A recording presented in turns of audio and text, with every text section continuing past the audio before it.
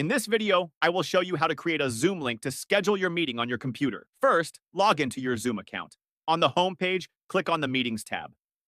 You should see the Schedule a Meeting button. Click on it. Here you can input your meeting name.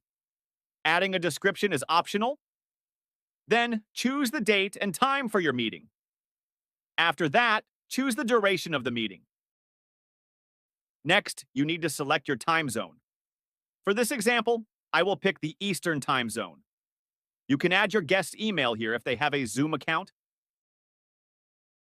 For the meeting ID, you can also choose your personal meeting ID or let Zoom generate one for you. I will be using my personal one. Input a personal passcode here for private meetings. Check the waiting room option if you want to avoid unwanted guests. I will also leave the video camera off for everyone. There are some additional options here, but we will leave it at default. Once you're done, you can click on the Save button. Zoom will automatically generate a Zoom link. Feel free to edit the details if you spot an error. Now, all you have to do is to copy the Zoom link and share it with your participants. That's it, and thanks for watching.